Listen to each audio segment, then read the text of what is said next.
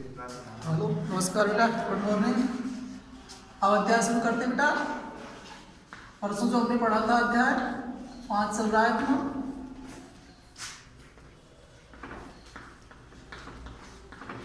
और अध्याय 5 में हमने 3 कवित्व पढ़ लिए थे। आज हम चौथे कवित्व की बात करते हैं।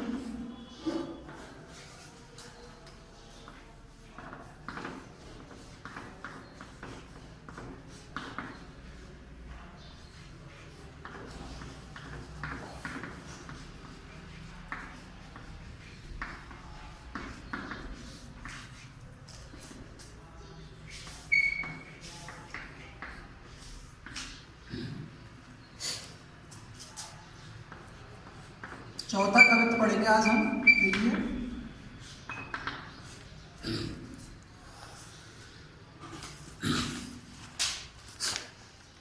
इंद्र जी में जम्ब पर बाड़ा भिजो अम्ब पर, रावण सदम्ब पर रखे कुल राज है।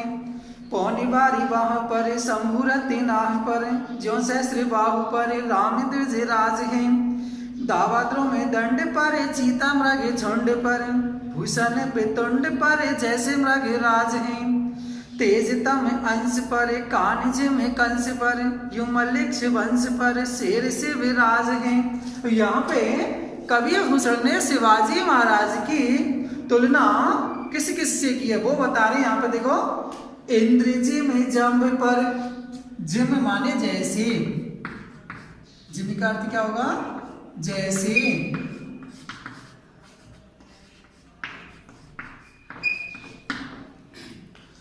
जम्भ, जम्भासुर नाम का राक्षस। जम्भ का अर्थ क्या होगा? जम्भासुर राक्षस।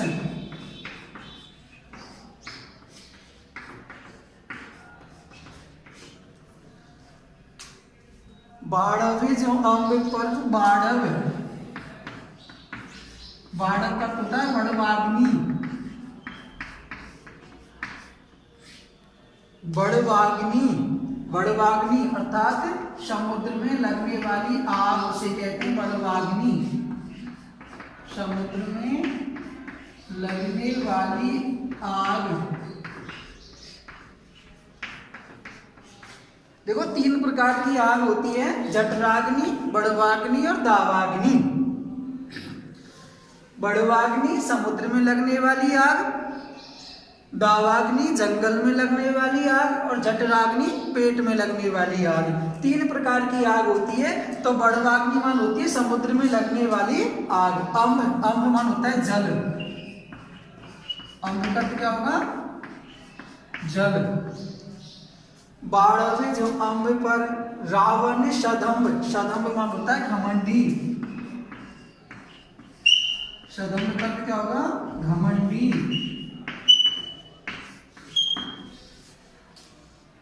रघुकुल राज, रघुकुल राज, रघुकुल राज अर्थात रघुकुल के राजा। रघुकुल के राजा कौन है? राम जी।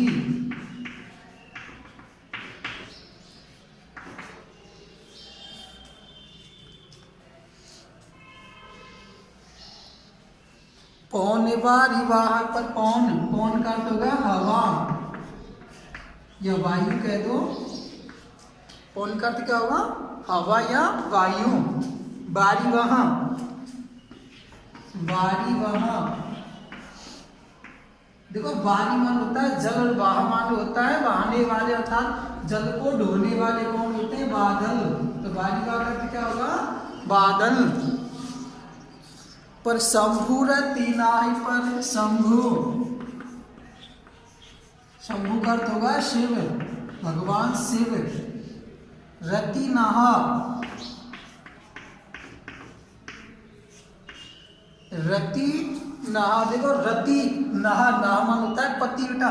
तो रति ना, रति के जो पति हैं कौन है? कामदेव। तो रति नहा का अर्थ क्या होगा?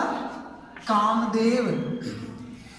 रति नहा पर, ज्यो सहस्र बाहु पर राम द्विज राज है। ज्यो माने जैसे, देखो उपमा अलंकार चल रहा है। जैसे ज्यों सहस्रबाहु पर राम द्विज राज है, द्विजराज, द्विजराज, राम द्विजराज, राम अर्थात द्विजराज, राम द्विजराज कहते हैं परशुराम जी को। किसको कहा जाता है? परशुराम जी।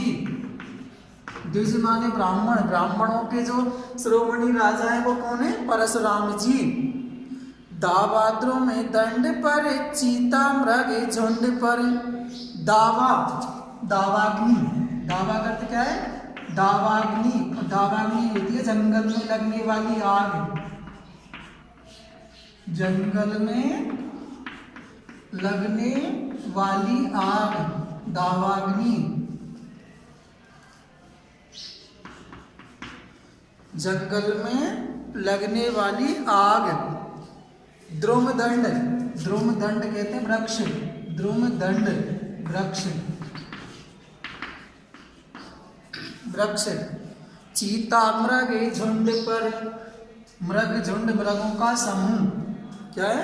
मृग झुंड, मृग झुंड का मतलब क्या होगा? मृगों का समूह, मृगों का समूह, मृगों का समूह। चीता मृग भूषण वितुंड पर जैसे मृग राज हैं, वितुंड, वितुंड का अर्थ होता है हाथी, वितुंड का अर्थ क्या होता है? हाथी।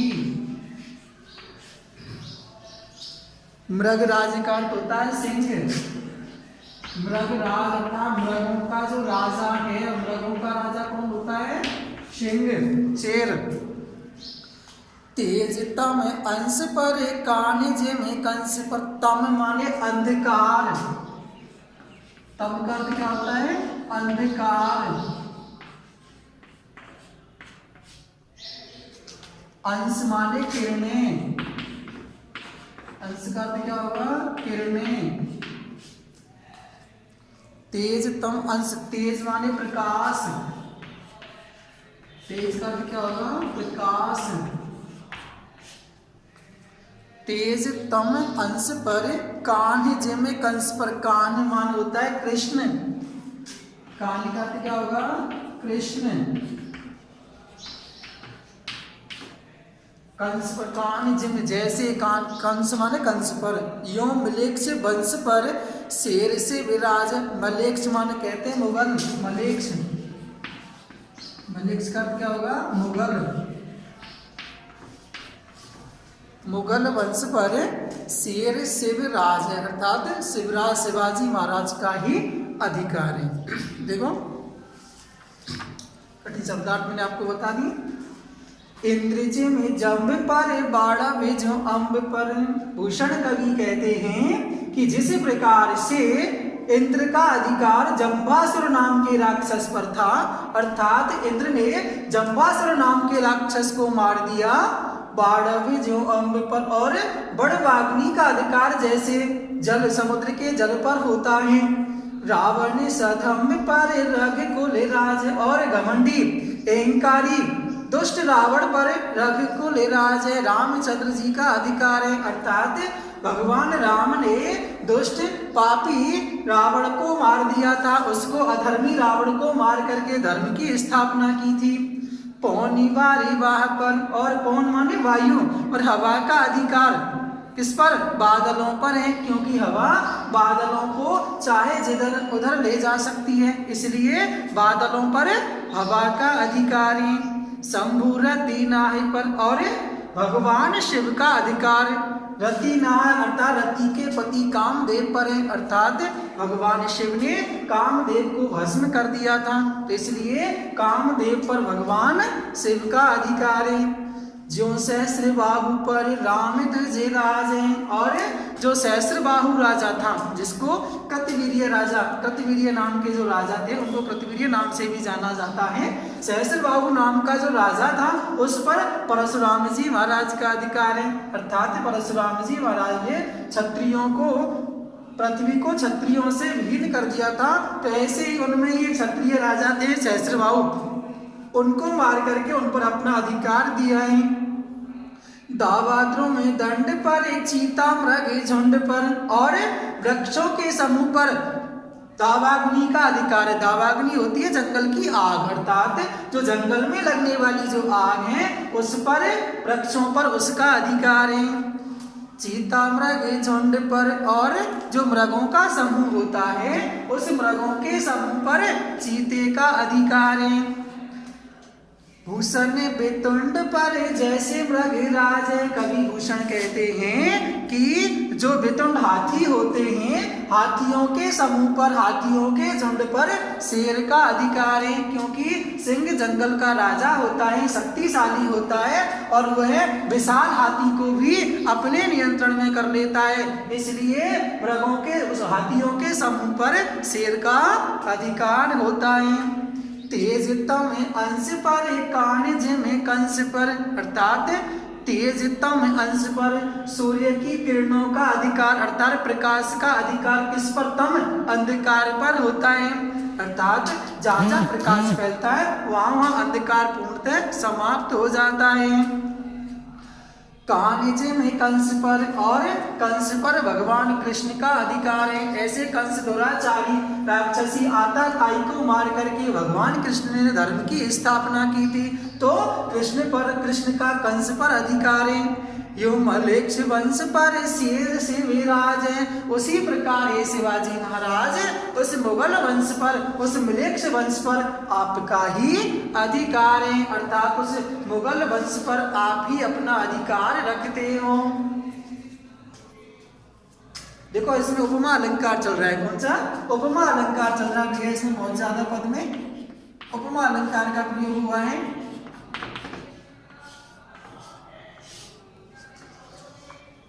अगला देखें, लिफ्ट डस्टर भारती रहेगा। अगला देखो, गरुड़ को दावा जैसे नाग के समूह पर, दावा नाग जू पर सिंह सिर ताज को, दावा पुरहुत को पहाड़न के कूल पर, दावा सब पच्छिन के गोल पर बाज को, भूषण अखंड नव खंड मही मंडल में, तम पर दावा रवि किरण समाज को, पूरब पछाते से दक्षिण ते उत्तर लो, जहाँ पातशाही तहाँ दावा से विराज को।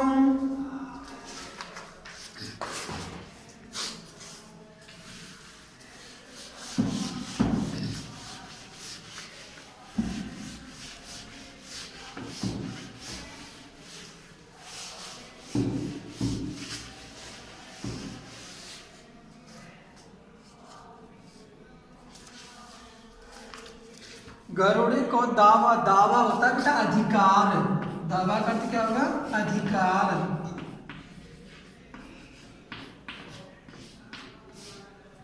नाग के समूह पर, नाग माने सर्पों के समूह पर, नाग माने सर्प, दावा नागजू पर, नागजू, नागजू कहते हैं बेटा हाथी, हाथियों के, यहाँ पे क्या होगा? हाथियों के झुंड पर, सिंह सिर ताज, अर्थात सिंह का अधिकार है। दावा पुरहुत को, पुरहुत, पुरहुत, पुरहुत कहते हैं बेटा इंद्र को, पुरहुत किसको कहा जाता है? इंद्र को। पहाड़न के कूल पर, पहाड़न माने पहाड़, पहाड़ का क्या होगा? पहाड़ या पर्वत कह दो, पर्वत। कुल माने होता है वंश, कुल का क्या होगा? वंश, पहाड़ों के वंश पर। स्तावासा व पच्छिन के गोल पर, पच्छिन माने पक्षियों, पच्छिन का क्या होगा? पक्षियों। गोल मान होता है झुंड,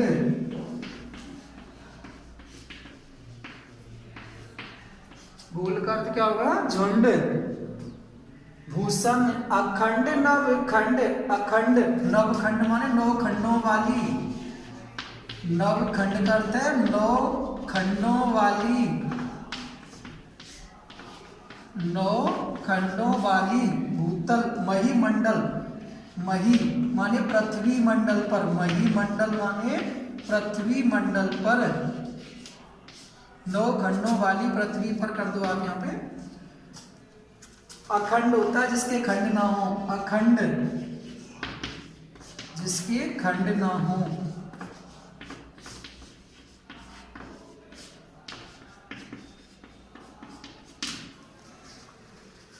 तम पर दावा, तम माने अंधकार,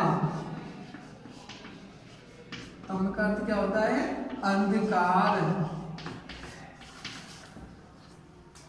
रवि किरण समान, रवि माने सूर्य, रवि का अर्थ क्या होगा? सूर्य। किरण समान, पूर्व पछावन होती है पश्चिम, पछान का अर्थ क्या होगा?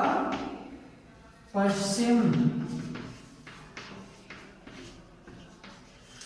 पूर्व पश्चात से दक्षिण, तो देश माने दिशा, देश का अर्थ क्या होगा? दिशा।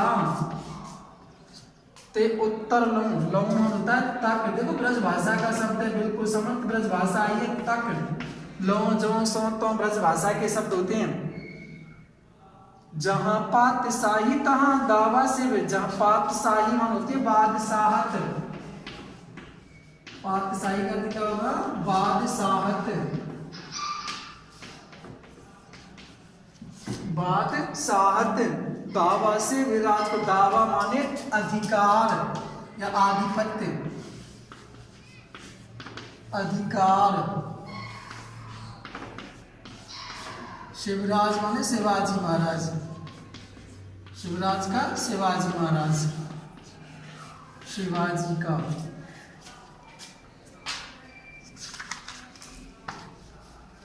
देखो, गरुड़ को दावा जैसे नाग के समूह पर, भूषण कवि कहते हैं शिवाजी महाराज जिस प्रकार से गरुड़ का अधिकार सर्पों के समूह पर होता है, अर्थात जो गरुड़ होता है वह सर्पों पर अपना अधिकार रखता है। दावा नागिजू पर सिंह सिर ताज को, और हाथियों के झुंड पर श्रेष्ठ सिंह का अधिकार होता है। दावा पूरे हुत को पहाड़न के कुल पर, और पर्वतों के वंश पर इंद्र का अधिकार होता है। ऐसी कहावत था कि जो पर्वत थे वो प्राचीन काल में उड़ा करते थे, उनके पंख थे, तो वो जगह जगह जाकर के गांव शहर को नष्ट कर देते थे, इसलिए इंद्र ने उन पर्वतों के पंख काट दिए, वो स्थिर रहने लगे, इसलिए उन पर्वतों पर इंद्र का अधिकार है।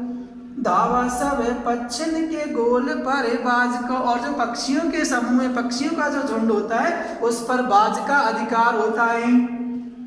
भूषण अखंड नव खंड महीमंडल में, भूषण कवि कहते हैं कि इस अखंड 9 खंडों वाली इस महिमामयी पृथ्वी पर तम पर दावा रवि किरण समाज को, इस अखंड 9 खंडों वाली 9 भागों वाली इस पृथ्वी पर जहां जहां अंधकार है, तम पर दावा रवि किरण समाज को, वहां वहां पर उस अंधकार पर सूर्य की किरणों का अधिकार है।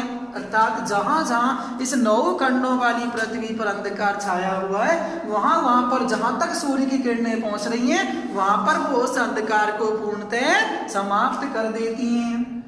पूर्व पश्चात से दक्षिण ते उत्तर लौं, भूषण कवि कहते हैं कि पूरब से पश्चिम दिशा और दक्षिण से उत्तर दिशा तक जहां पातशाही तहां दावा से विराज को, जहां जहां उस मुगलों की बादशाहत फैली हुई है, जहां जहां मुगलों का राज्य फैला हुआ है, वहां दावा से विराज को, वहां वहां पर शिवाजी महाराज का ही अधिकार है। अर्थात जहां जहां से मुगलों की आदि मतलब शासन मुगलों का अधिकार है, वहां वहां शिवाजी महाराज का भी अधिकार फैला हुआ है। अर्थात वहां वहां तक भी मुगल शिवाजी महाराज से कांपते रहते हैं। देखो बेटा, अपना अध्याय 5 पूर्ण हो गया है। आपको मैंने इसमें जो भी भाषा आई थी, छंद आए थे, अलंकार जो आए थे, वो मैंने सारे आपको बता दिए हैं। देखो आप इसके प्रश्न थोड़े से देख लो। भनत शब्द है, भनत शब्द का अर्थ होता है कहना। हर बार मैंने आपको बताया भनत भूषण, भनत, भनत का अर्थ क्या होता है? कहना। कवि किसकी भुजाओं पर धरती का भार मानता है? शिवाजी की। किसकी? शिवाजी महाराज। शिवाजी की। भूषण के संकलित छंदों में कौन सा रस है? मैंने आपको बताया था कौन सा रस है? वीर रस। कौन सा गुण आया है? ओज गुण आया है। कौन सा गुण आया है? ओज गुण। कवि भूषण की 2 रचनाओं के नाम बताइए। मैंने आपको जब कवि परिचय दिया था उसमें रचनाएं काफी बताई थी आपको। भूषण हजारा, छत्रसाल दशक, सेवा बावनी। भूषण ने अंधेरे पर किसका अधिकार बताया है? भूषण ने अंधेरे पर सूर्य की किरणों का प्रकाश का अधिकार बताया है। सहस्त्रबाहु पर किसने विजय प्राप्त की थी? सहस्त्रबाहु पर परशुराम जी ने। किसने? परशुराम जी ने विजय प्राप्त की थी। वितुंड पर किसका अधिकार होता है? वितुंड का अर्थ क्या होता है? हाथी। और हाथियों पर किसका अधिकार होता है? सिंह का। हाथियों पर सिंह का अधिकार होता है। तो ये इसके छोटे से प्रश्न थे। आपका अध्याय भी समाप्त हो गया। कल अगले अध्याय की बात करेंगे हम 6 की, जो आपका लास्ट अंतिम अध्याय है पद्य खंड का। क्योंकि आपको पता है 4 पार्ट आपके हटाई दिए 9 पार्ट में से 5 पार्ट कराने। मैंने आपको दूसरा, तीसरा, चौथा और 5वां अध्याय करा दिया। एक अंतिम अपना रह गया काव्य खंड में 6ठा अध्याय, उसकी चर्चा हम कल करेंगे।